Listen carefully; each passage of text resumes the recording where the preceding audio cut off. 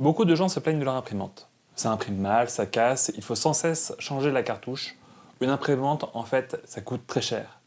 Si on en croit Internet, il s'agit bien entendu d'obsolescence programmée. Vérifions ensemble. Imprimante Epson implémentée d'une puce pour bloquer l'appareil à 18 000 impressions. On entend souvent parler sur Internet d'un modèle d'imprimante qui est limité à 18 000 impressions. Ce serait une stratégie du constructeur pour faire acheter plus d'imprimantes. Ce chiffre est repris par de nombreux médias, et il y a une source. C'est un reportage de Arte dénommé Prêt à jeter. Il mélange le vrai et le faux, et vous pouvez l'acheter ou le trouver facilement sur YouTube. Ce reportage est l'unique source de cette information qu'on verra être erronée. L'information s'est transmise et propagée sur Internet et est devenue virale. On aime bien les chiffres.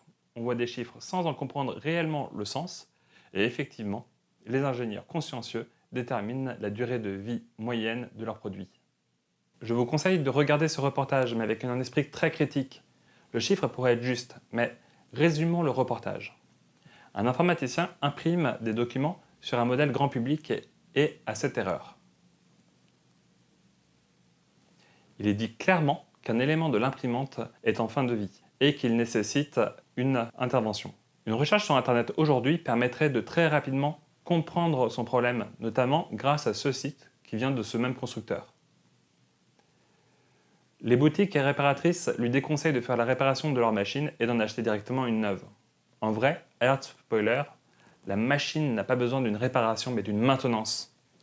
Donc cet informaticien cherche des solutions dans le manuel et sur Internet, sur son triple écran, sans succès. Le reportage date de 2010. Alors pour rappel, en 2010, tout le monde a déjà la DSL, Facebook et tout le tintouin. À la limite, il n'y avait pas de HTML5, juste des animations flash un peu moches. À une petite moitié du reportage, on parle enfin du problème.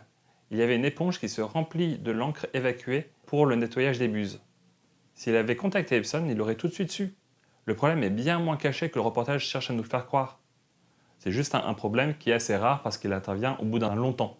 Maintenant vient notre partie intéressante. Notre informaticien regarde la notice d'un autre modèle, le Pixma IP4200.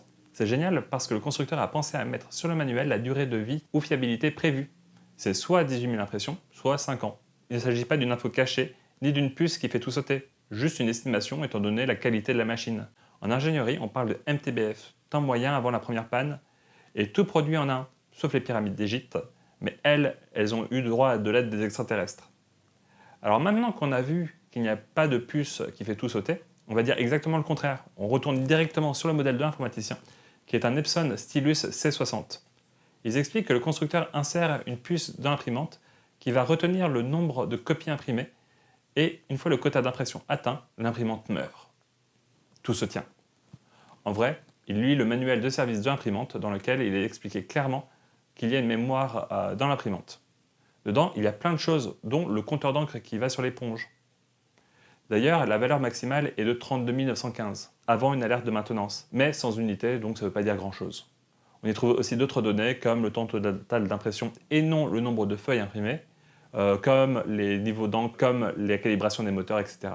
On trouve surtout sur ce manuel la solution du problème, changer l'éponge et remettre à zéro le compteur de la cartouche avec un programme Epson. On notera que dans ce même manuel, il est aussi noté une durée de vie de 5 ans, et non pas 18 000, mais 50 000 impressions. Enfin, on voit un hacker russe qui donne un programme maison, clone du programme de Epson, et qui permet notamment de ne plus limiter l'imprimante. Je vais traduire ça en une phrase, ce médicament permet de guérir la fièvre, mais pas la grippe. Bricoleur comme notre informaticien est, j'imagine qu'il a pensé à changer ses éponges. Mais on l'a pas vu dans la vidéo.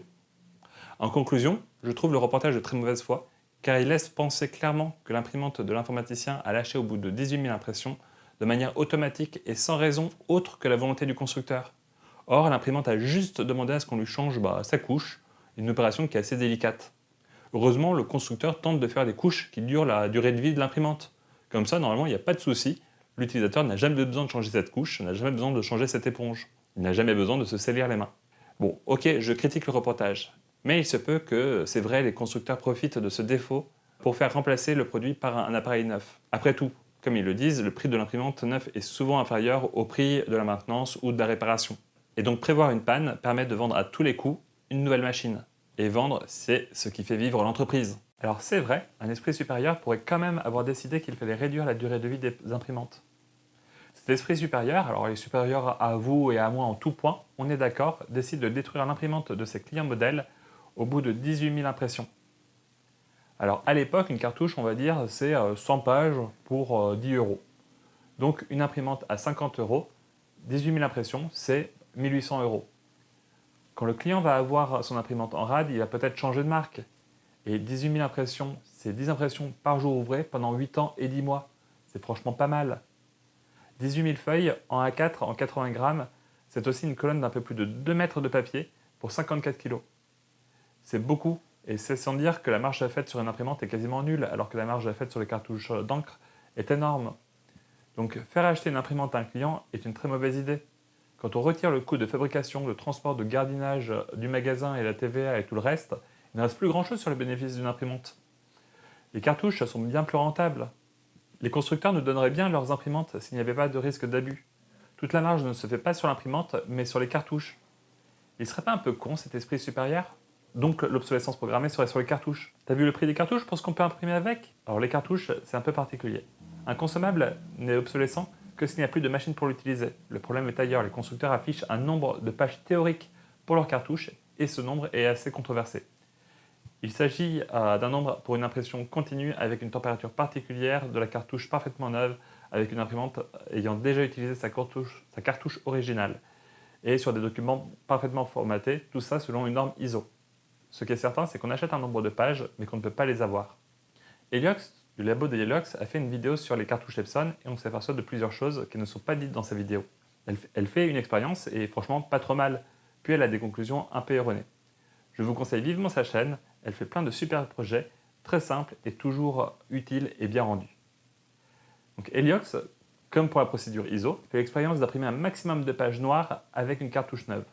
Les résultats sont qu'avec une cartouche prévue pour imprimer 250 pages, elle arrive à imprimer 10 pages entièrement noires avant que la cartouche ne s'estime vide. En fait, l'imprimante refuse d'imprimer une page noire de plus. Elle imprime 3 pages et demie en rab avec l'encre restante en hackant la cartouche. Il y a donc 26% dites perdues. C'est un peu au-dessus de la moyenne qui normalement est entre 10 et 23% en fonction de la cartouche, d'après ce que j'ai lu sur internet. En vrai, il est probable que l'imprimante ait refusé d'imprimer la 11e feuille car il n'y avait pas assez d'encre pour l'imprimer en entier. Une cartouche peut donc imprimer entre 10 feuilles et 11 feuilles. Heliox rappelle bien qu'une feuille pleine consomme plus d'encre qu'une feuille normale. C'est normal, il y a plus d'encre. Le comptage de feuilles à imprimer se fait donc selon les normes. Alors il y a celle-ci pour les imprimantes jet d'encre et il y a celle-ci pour les imprimantes laser. Si vous cherchez les documents originaux d'impression, vous pouvez les trouver. Je vous conseille de chercher les previews des normes, ou plus particulièrement les standards publiquement disponibles ISO en anglais. Vous pouvez les trouver en toute légalité à usage privé. Je n'ai juste pas le droit de vous mettre d'images ou de vous mettre de liens autres que ceux vers la FNOR qui gère ça en France. Donc vous pouvez les acheter sur la FNOR. On trouve alors que pour les documents officiels de test, le taux de remplissage d'une feuille noir et blanc est de 4,2% pour les imprimantes laser et de 4,1% seulement pour les imprimantes jet d'encre et non pas 5% comme Heliox l'a par exemple prétendu. La feuille de test d'impression laser contient notamment des marquages certainement pour la calibration plus importante sur le bord. Sur ce tableau, on trouve bien une adéquation entre le test d'Heliox et le nombre de feuilles imprimables d'après la valeur affichée sur la cartouche. Au pire, Heliox s'est fait voler 7 feuilles, soit 3%, et au mieux, elle avait de quoi imprimer 265 pages, soit 6% de plus. J'ai aussi fait des stats sur d'autres documents pour voir. Donc ça, c'est une lettre standard de d'émotion qui fait 3,4% de remplissage. Ça, c'est un lorem ipsum de toute une page en taille 11 qui fait 7,2% de remplissage. Et ça, c'est une photo de mon chat en 9 par 16 cm qui fait 15,8% de remplissage. Ok, mais je comprends pas. Heliox arrive à imprimer 3 pages et demie en plus. Epson a expliqué le fonctionnement de la cartouche de la gamme supérieure en parlant d'un capteur d'encre. En fait, il s'agit de cartouches pour des traceurs de beaucoup plus grosses machines. Il faut croire que la cartouche d'Heliox n'en a pas, puisque la cartouche fonctionne avec une autre puce. Donc la quantité d'encre est diminuée à chaque usage et cette mesure a forcément une erreur qui va s'accumuler au fur et à mesure des impressions. Atteindre une telle précision, ce n'est pas si mal. Epson affirme créer une poche de réserve d'encre pour éviter de vider entièrement la cartouche. Ainsi, il y a toujours de l'encre dedans, ce qui protège la tuyauterie et la buse. C'est un peu comme une voiture. Pour la conserver longtemps, à l'arrêt et au stationnement, il vaut mieux y laisser de l'essence. Ça évite la corrosion. Si le circuit d'encre est vide, il se remplira avec l'encre de la nouvelle cartouche, faisant baisser son autonomie. Quoi qu'il en soit, nos résultats semblent bien montrer qu'Epson utilise une partie de l'encre comme réserve, puisque dès qu'on utilise cette encre, on peut forcément imprimer plus de 250 documents, valeur qui était pourtant une sorte de limite théorique dans des bonnes conditions avec un document parfaitement prototypé. Quand j'achète la cartouche, j'achète l'encre, et donc j'achète aussi cette encre en plus, j'en fais ce que je veux. Oui, alors sur l'emballage, on lit aussi 4,5 ml d'encre. L'encre peut être plus ou moins sèche et pigmentée, donc couvrir une plus ou moins grande surface en fonction de la densité de noir. Donc cette valeur, en fait, elle est assez inutile. Vous pourriez dire qu'on n'utilise pas ces 4,5 ml d'encre, car il reste de l'encre dans la cartouche. Si la valeur est honnête, alors ces 4,5 ml d'encre ne prennent pas en compte l'encre supplémentaire de la réserve. C'est un peu comme si vous achetiez un paquet de riz de 1 kg. On imagine. Dans ce paquet, il y a une poche avec des choses dedans, pour maintenir le riz sec. Ce qu'il y a dedans, en fait, c'est aussi du riz. Donc le paquet contient non pas 1 kg, mais 1 kg 200 g de riz. Est-ce qu'on vous vole ces 200 g de riz dans cette pochette? Vous achetez un paquet de 1 kg et vous pouvez consommer 1 kg. Le riz dans cette pochette aurait aussi bien pu être autre chose, dans l'objectif de fournir du riz sec. Si Epson avait mis des perles de perlimpinpin dans ses cartouches, et non de l'encre en plus, il aurait fait couler moins d'encre. On peut soupçonner Epson de gâchis, mais on ne peut pas accuser Epson de vouloir vendre plus d'encre en disant qu'on utilise moins d'encre que ce qui est annoncé sur l'emballage. Et si vraiment cette encre était inutile, pourquoi Epson l'aurait-il rajouté si discrètement? C'est de l'encre en plus, c'est un coût en plus. Alors qu'est-ce que l'étude d'Heliox montre? L'expérience d'Heliox, ce n'est pas une étude scientifique et Heliox le dit bien. Ces résultats sont très positifs pour Epson, mais ne démontrent aucunement le bon ou le mauvais fonctionnement de l'imprimante et de la cartouche. Il faudra imprimer d'autres documents dans diverses conditions sur un grand nombre de cartouches. Après tout, Heliox est peut-être tombé sur une bonne cartouche par accident. Je pense qu'Heliox n'a pas voulu mal faire, bien au contraire, mais il fallait pousser les raisonnements et les recherches un peu plus loin. Mais est-ce que les fabricants sont vraiment irréprochables? Techniquement, je trouve que cette histoire d'imprimante, ça le tient largement debout. Par contre, le prix de l'encre et des cartouches est bien entendu exagéré. Vous vous en doutez, si Epson n'avait pas mis cette encre en plus, ça pourrait se ressentir au niveau de l'impression des documents, mais clairement, le prix des cartouches, ce serait le même. Le prix d'une cartouche n'est pas défini par rapport à la valeur physique de l'objet, mais par le service qu'il peut rendre. Ce que j'apprécie particulièrement peu sur les imprimantes jet d'encre, c'est la qualité d'encre gâchée pour le nettoyage des buses. Cette encre ne servira pas pour imprimer, et quand on utilise son imprimante ponctuellement, on diminue drastiquement le nombre de copies imprimables. Aussi, l'expérience n'est faite que sur une imprimante, sur une marque, même si elle fait particulièrement polémique, et on ne parle que des cartouches jet d'encre. Il faut tout de même se rappeler que l'encre est un liquide technique et qu'il doit être particulièrement fluide, magnétique et parfaitement coloré. Ce n'est pas juste de l'encre de stylo plume. Enfin, si l'encre était vraiment moins chère, les gens imprimeraient beaucoup plus de documents inutiles, et le gâchis mondial de papier serait accru. Mais c'est du gâchis quand même cette encre de la part de Epson qu'on jette. On constate ici un phénomène typique d'obsolescence programmée. Quand on achète une cartouche, on sait que cette dernière sera jetée une fois vide. Désolé à la communauté zéro déchet. Cette obsolescence est prévue et contrôlée par le constructeur en veillant à ce que l'imprimante ait toujours de l'encre. Personnellement, j'ai toujours un peu pensé comme Heliox et j'ai une imprimante laser pour éviter ces problèmes d'encre. Mais j'avoue que le résultat de l'expérience d'Heliox me donne plutôt confiance à revenir un jour peut-être aux impressions jet d'encre, notamment si je souhaite de la précision dans les couleurs et que je souhaite imprimer beaucoup de documents d'un coup. Notez que je cite très souvent la marque de l'imprimante et je vais en citer plein d'autres pour le plaisir: HP, Canon, Samsung, Xerox, Dell, Lexmark, Brother. Je n'ai d'expérience avec aucune de ces marques et donc elles sont toutes certainement très équivalentes. Mais l'obsolescence programmée, ça n'existe vraiment pas? On vient de voir un simple exemple en détail d'un produit extrêmement controversé, toujours actuellement.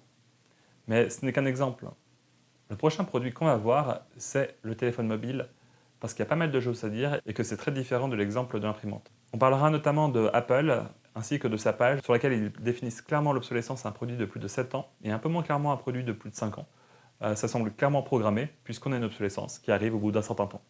Si vous avez aimé, pouce bleu. Si vous pensez que l'obsolescence programmée, ça ne se critique pas, c'est aussi vrai que la Terre est plate, ça se voit. Mettez un pouce rouge, il n'y a pas de souci. N'hésitez pas à laisser un commentaire, j'en tiendrai compte pour mes prochaines vidéos.